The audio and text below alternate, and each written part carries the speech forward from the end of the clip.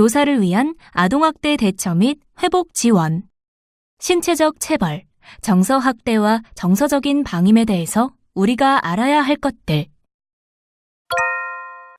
여러분, 안녕하세요. 경북대학교 병원 소아청소년 정신건강의학과 정운선입니다. 최근 아동의 정서학대와 관련된 사례가 많이 보도되고 있는데요. 사례를 함께 살펴볼까요? 초등학교 1학년인 A는 학교에서 말썽꾸러기로 소문난 학생입니다. A의 부모는 A가 3살 때 이혼을 하였고 엄마와 단둘이 살고 있습니다. 회사에 다니는 A의 엄마는 항상 피곤하다며 A와 잘 놀아주지 않았습니다. 겨우 아침밥을 차려주면서도 A와 눈을 마주치지 않고 말도 거의 하지 않습니다. A는 엄마가 웃는 것이 좋아서 자주 웃기는 행동도 하고 장난도 치려고 하지만 엄마는 거의 웃지 않고 돌아서거나 A에게 시끄럽다고 소리치고는 친구와 전화로 수다를 떨기도 합니다. A가 가장 속상했을 때는 자기가 친구에게 놀림을 당하고 너무 억울해서 울면서 엄마에게 이야기했을 때입니다. 그때도 엄마는 A가 바랬던 위로를 해주지 않았습니다. 사례는 잘 보셨나요? 이 사례의 엄마는 아동의 정서적인 욕구를 알아채지 못하고 충족시켜주지 못하는 엄마입니다. 음식을 차려주고 옆에 있어주는 것만으로도 힘에 부치는 이 엄마는 어쩌면 부모의 역할이 먹이고 입히고 재우기만 하면 할 일을 다 하는 것이라고 잘못 생각하고 있을 수 있습니다. 아동의 신체에 폭력을 가하는 신체학대보다 아동에게 필요한 것을 해주지 않는 정서적인 방임은 학교에서 선생님들이 알아차리기 더 힘든 학대의 종류입니다. 체크. 여러분의 학습 정도를 미리 점검해 보겠습니다. 문제를 잘 읽고 맞으면 O, 틀리면 X를 선택하세요.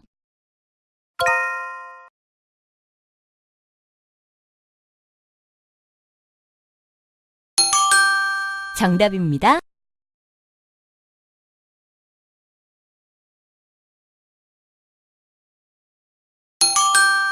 정답입니다.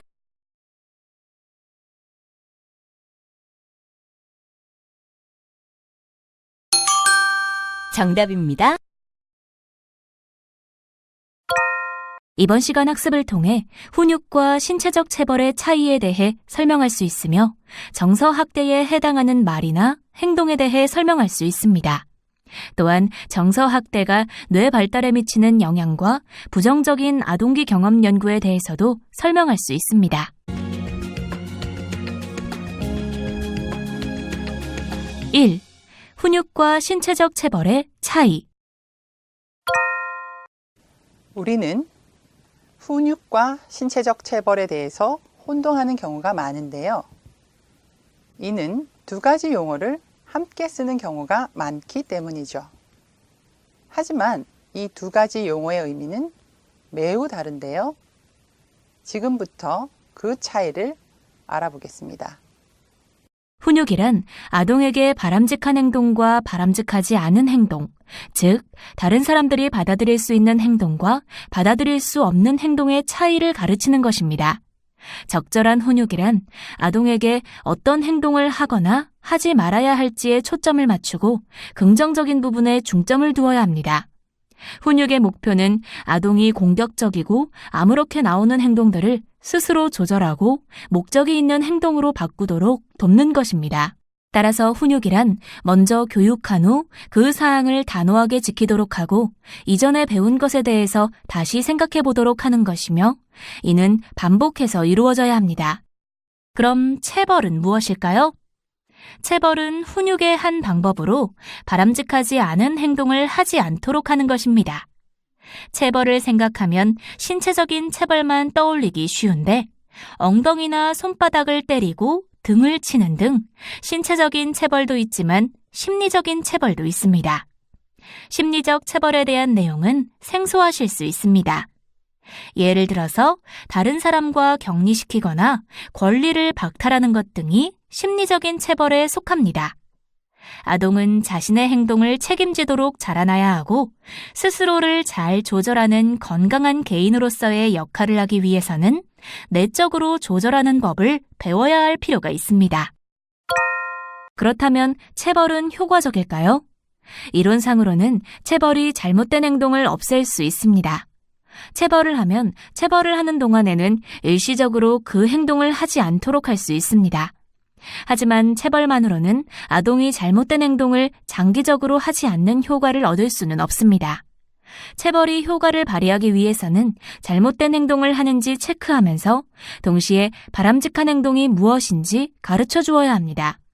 아동을 훈육하는 유일한 방법으로 심한 체벌이 정기적으로 사용된다면 우리가 원하지 않는 엉뚱한 결과가 초래되기 쉽습니다. 아동이 체벌에 부정적인 영향을 받아서 오히려 부정적인 결과가 생길 가능성이 높습니다. 체벌로 잘못된 행동을 억제하는 효과는 미미한데요. 체벌은 아동이 잘못된 행동에 대해 스스로 책임지지 않도록 해버리기 때문이죠. 스스로를 잘 조절하는 건강한 개인으로 생활할 수 있으려면 내적으로 조절하는 능력을 기를 필요가 있으며 아동은 자기 자신의 행동에 대해서 책임질 수 있어야 합니다. 그렇다면 체벌은 해로울까요?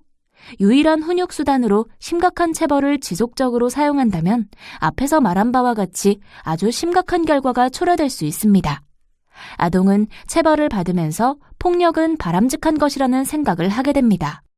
힘을 가지는 것은 좋은 것이고 힘이 센 사람이 힘이 약한 사람에게 자신의 힘을 사용해도 된다는 것을 배우게 됩니다. 심각한 체벌을 받은 아동은 분개하는 감정을 가지게 되며 상대방을 공격하고 싶은 생각이 들고 심한 모욕감을 느끼게 됩니다. 이런 경험을 한 아동은 나중에 다른 사람의 고통에 대해서 무감각하게 느끼고 공감할 줄 모르는 사람이 될 가능성이 높습니다. 심각한 체벌이 계속되면 이러한 행위는 아동학대로 발전할 가능성이 높아집니다. 체벌의 강도를 점점 더 높여야 그 행동을 억제할 수 있다고 생각하는 경우가 많습니다. 이는 부모 등 보호자가 체벌의 강도가 얼마나 높은지 스스로 가늠하기 어렵게 되기 때문입니다. 일반 사람들이 믿는 것과는 반대로 강력한 체벌은 그 행동을 오랫동안 억제하는 효과가 적습니다. 오히려 아동에게 강렬한 감정을 불러일으켜서 아동의 학습을 방해하고 바람직하지 않은 행동을 조절하는 아동의 능력을 점점 더 침해합니다. 결론적으로 말씀드리면 심한 체벌을 하거나 정기적으로 꾸준하게 체벌을 하거나 다른 훈육 방법은 없이 체벌만을 유일한 훈육 방법으로 사용하는 것은 문제가 됩니다. 그렇다면 체벌은 항상 나쁜 것인가요? 심하지 않은 가벼운 체벌을 긍정적인 방법의 훈육과 함께 가끔씩 사용하는 것은 괜찮습니다. 양육자가 아동을 위한다는 생각이 드는 잘 보살피는 양육 분위기라면 가벼운 체벌은 자신이 참을 수 있는 시간이 지났더라도 조금 더 인내심을 가져야 할 때도 있다는 것을 배우게 합니다. 체벌은 부모가 자신이 믿는 신념을 아동에게 더 강조하는 효과가 생기고 부모와 아동 사이의 분위기를 새롭게 만들며 부모가 아동의 행동에 대해 너무 화가 날 때 부모로서 아동 양육에 대해 느끼는 무력감을 해소시켜 부모가 좌절하지 않도록 해주는 효과도 있습니다. 다시 말씀드리지만 체벌은 아이가 그것이 자신을 위한다는 생각이 들 수 있는 잘 보살피는 보호자에 의한 것이어야 긍정적인 효과를 얻을 수 있습니다. 그러나 아동이 조절할 수 없는 행동에 대해서는 체벌하면 안 됩니다. 예를 들어 소변을 잘 못 가리거나 아동이 아프거나 힘든 상황에 처해서 퇴행하여 대변 실수를 한다든지 조용히 해야 하는 상황이지만 감기 때문에 기침을 심하게 하는 것 같이 조절할 수 없는 행동에 대해서는 체벌하면 안 됩니다. 또한 물을 쏟는 등의 사고에 대해서도 체벌은 하지 말아야 합니다. 그럼 어떻게 아동을 훈육해야 할까요? 우리가 어떤 방식의 훈육을 할지 고려할 때는 아동에게 가지고 있는 우리의 목표를 다시 한번 상기하는 것이 도움이 됩니다. 우리의 목표가 아동 스스로 자신의 충동을 조절하는 것을 배우고 자신이 원하는 바가 무엇인지 어떤 길로 가고 싶은지에 대해서 잘 아는 어른으로 자라게 하는 것이라면 적절한 체벌이 원하지 않는 행동을 중단시키도록 가끔씩 사용하면서 다양한 방식의 훈육법을 적용하는 것은 아동에게 도움이 될 것입니다. 아동이 왜 자신의 행동이 바람직하지 않은지 이해하도록 설명하는 것은 아동이 스스로 바람직한 행동과 바람직하지 않은 행동을 생각해 볼 수 있도록 하는 좋은 기회가 되고, 이런 기회를 통해서 아동은 나중에 자신의 행동에 대해 스스로 결정할 수 있는 능력이 키워집니다. 하지만 아동은 아동입니다. 이러한 과정을 아동이 합리적으로 생각할 수 있도록 하는 것과 혼동하는 실수는 하지 말아야 합니다. 어떤 상황에서든 아동은 어른들이 자신이 하려고 하는 뭔가를 못하게 할 경우 그 상황에서 어른들이 합리적인 결정을 했다는데 동의하지 않을 것입니다. 훈육은 부모가 아동이 스스로를 돌아볼 수 있도록 돕는 지속적인 과정입니다. 이러한 끊임없는 과정은 아동에게나 부모에게나 모두 쉽지 않습니다. 부모가 해야 할 의무는 아동에게 어떤 것들이 기대되는지 명확하게 알리고 무엇이 허용되고 허용되지 않는지 알려주는 것입니다. 훈육의 방법은 여러 가지가 있으며 체벌이 유일한 훈육 방법이 아니라는 것을 기억하는 것이 중요합니다. 훈육과 체벌을 같은 것이라고 생각한다면 이는 책임 있는 부모 역할에 문제가 될 뿐 아니라 아동의 미래에도 문제가 생깁니다.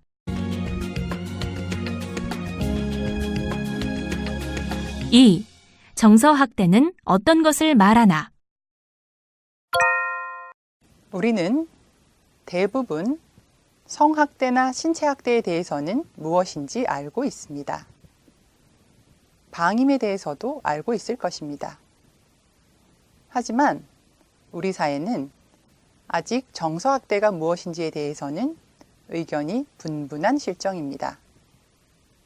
여기서 정서학대가 어떤 것들을 말하는지 알아볼까요?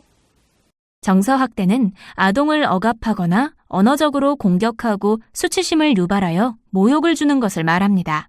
또한 자신의 나이에 맞는 대접을 하지 않고 어린아이 취급을 하는 것도 정서학대에 속합니다.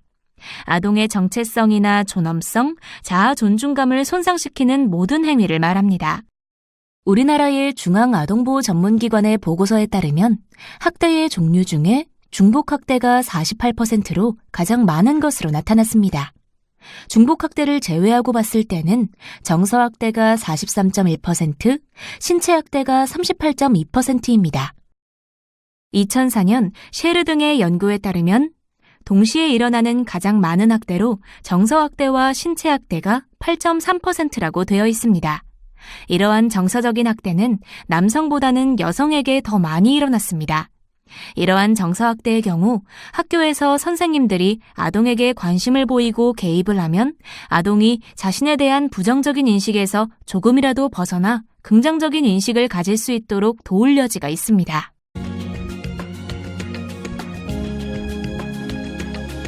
3. 정서학대가 뇌 발달에 미치는 영향. 그렇다면 정서학대는 아동에게 어떤 영향을 줄까요?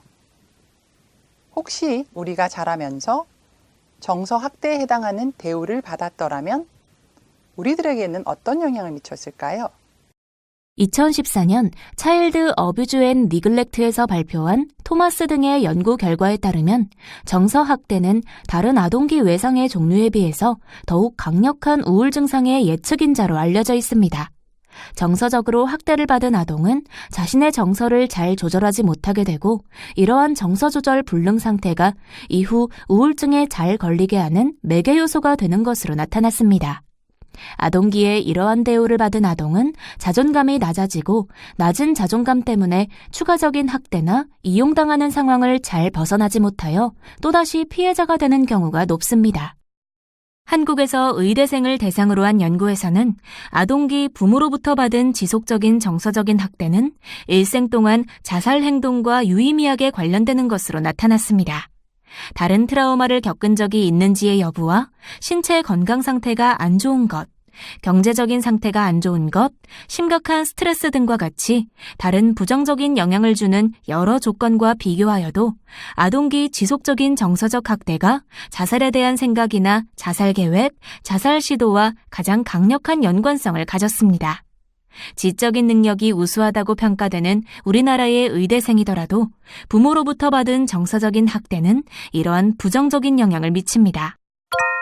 우리는 더불어 살아가는 사회적인 존재입니다. 그 중에서 가족은 가장 기본이 되는 사회의 단위이자 우리가 지지를 얻는 중요한 집단입니다. 아동기에 정서적으로 학대를 받은 아동은 성인이 된 이후 가족 간에 느끼는 친밀성에도 부정적인 영향을 받습니다. 어린 시절 이러한 정서적인 학대를 받았더라도 자라면서 자신에 대해서 잘 받아들이고 인정하는 능력, 즉 자기 수용 능력이 높은 성인의 경우에는 중년이 되어서 가족들과 정서적인 친밀성을 유지할 수 있는 능력을 가지고 있었습니다.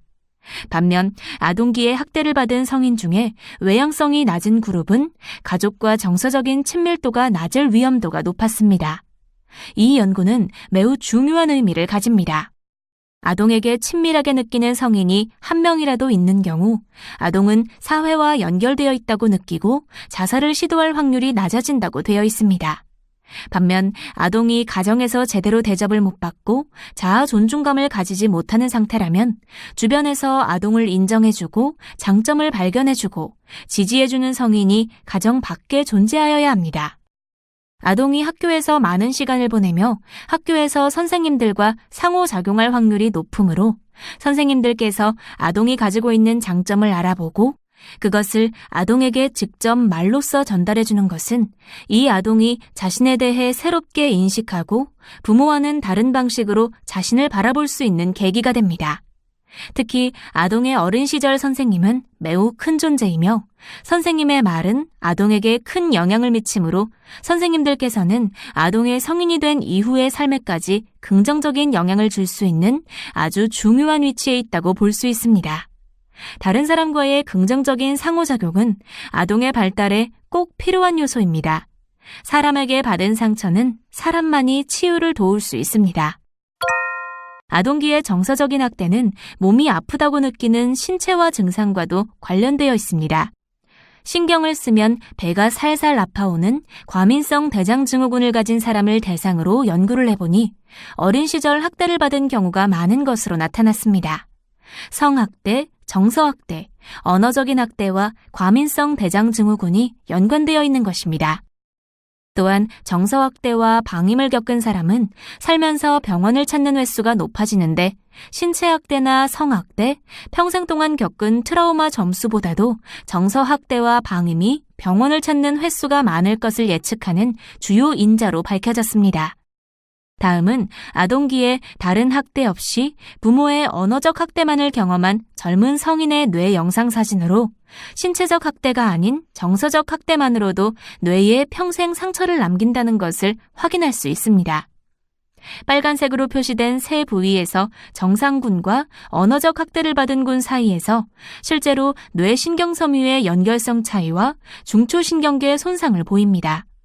언어적 학대를 받은 군은 언어 표현을 담당하는 영역과 언어 이해를 담당하는 영역 사이를 연결하는 신경회로가 특히 좁거나 약하게 나타나서 굵고 단단하게 연결된 일반적인 신경 다발에 비해 취약합니다. 비유를 하자면 넓고 쭉 뻗는 고속도로와 좁고 구불구불한 국도 간 교통 흐름으로 생각해 볼 수 있습니다. 또 언어 학대가 있는 경우 우울 불안 증세와 관련 있는 신경회로도 취약해집니다. 이는 만성적 언어 학대가 언어적 지능 저하나 감정 조절 문제와 연관이 있다는 뜻입니다.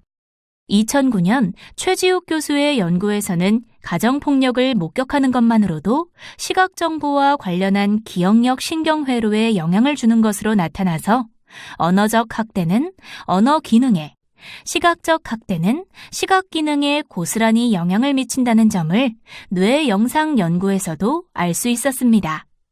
이렇듯 어린 시절에 학대에 노출되면 심리적 발달뿐만 아니라 뇌의 구조적 발달에서도 장기적인 문제를 일으킵니다.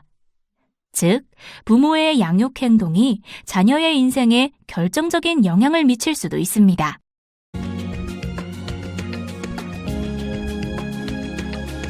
4. 부정적인 아동기 경험 연구에 대한 소개. 미국에서 2000년 초반에 이루어진 부정적인 아동기 경험에 대한 연구의 약자로 에이스 연구라고 불리는 유명한 연구가 있습니다. 지금부터 이 연구의 시작을 잠깐 소개해 드리겠습니다. 여러 명의 고도비만 환자가 체중 조절에 성공했다가 정서적인 이유로 다시 살이 찌는 상황을 경험하고 나서 미국의 내과 의사인 빈센트 펠리티 박사는 어릴 적의 학대 경험과 비만이 연관성이 있지 않을까 하는 생각을 하게 되었고, 미국 질병통제센터와의 회의에서 이런 자신의 생각을 발표하였습니다. 그러자 CDC에서는 빈센트 박사에게 로버트 안다 박사를 소개시켜 주었고, 두 사람이 1년 동안 협력하여 10개 문항의 아동기 부정적인 경험을 묻는 질문지를 만들었습니다.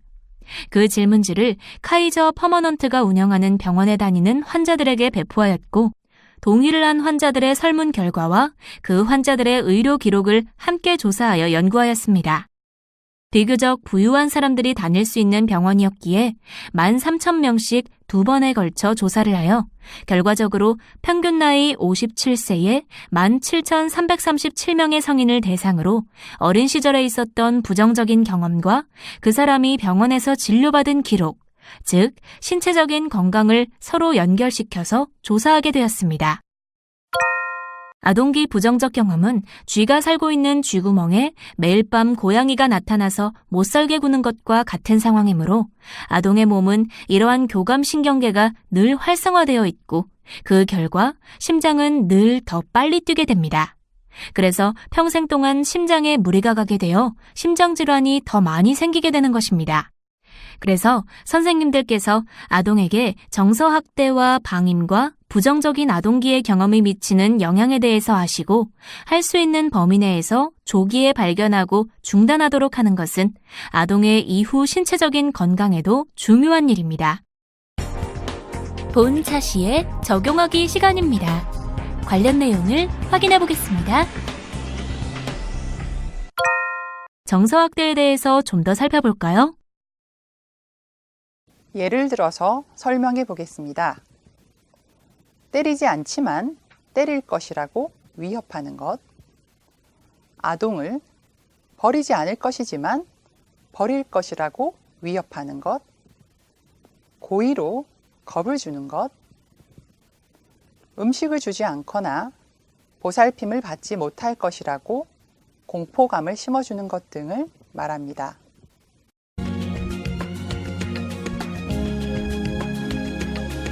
평가하기. 지금까지 살펴본 내용을 퀴즈를 통해 확인해 보겠습니다. 문제는 모두 3문항이 제시되며 기회는 2번씩 제공됩니다. 그럼 시작해 볼까요?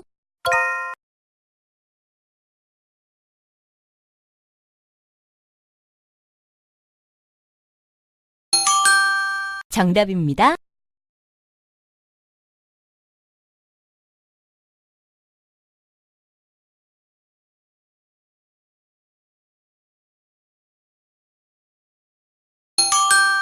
정답입니다.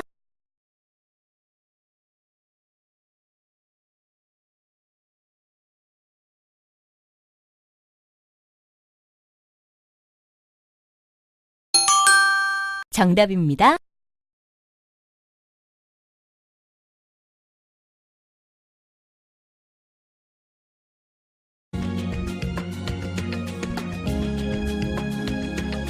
정리하기. 오늘 학습한 내용을 살펴보면서 주요 개념들을 다시 한번 정리해 보세요. 먼저 훈육과 신체적 체벌의 차이에 대해 알아봤습니다. 훈육이란 아동에게 바람직한 행동과 바람직하지 않은 행동, 즉 다른 사람들이 받아들일 수 있는 행동과 받아들일 수 없는 행동의 차이를 가르치는 것이며, 체벌은 훈육의 한 방법으로 바람직하지 않은 행동을 하지 않도록 하는 것입니다. 다음으로 정서학대에 대해 알아봤습니다. 정서학대는 아동을 억압하거나 언어적으로 공격하거나 수치심을 유발하여 모욕을 주는 것을 말합니다. 또한 자신의 나이에 맞는 대접을 하지 않고 어린아이 취급을 하는 것도 정서학대에 속합니다. 아동의 정체성이나 존엄성, 자아 존중감을 손상시키는 모든 행위를 말합니다. 다음으로 정서학대가 뇌 발달에 미치는 영향에 대해 알아봤습니다. 이러한 정서학대는 우리가 생각하는 것보다 뇌 발달과 심리 발달에 미치는 부정적인 영향이 크며 감정 조절을 못하게 하여 성인이 되어 우울증에 더 잘 걸리게 되며 자살과도 더 큰 연관성을 가지게 됩니다. 다음으로 부정적인 아동기 경험 연구 소개에 대해 알아봤습니다. 미국에서 이루어진 아동기 부정적인 경험과 건강과의 연관성을 본 연구인 에이스 연구는 아동기의 부정적인 경험이 얼마나 몸과 마음의 건강에 큰 영향을 미치는지 잘 알게 해줍니다. 지금까지 신체적 체벌, 정서학대와 정서적인 방임에 대해서 우리가 알아야 할 것들에 대해 학습했습니다. 수고하셨습니다.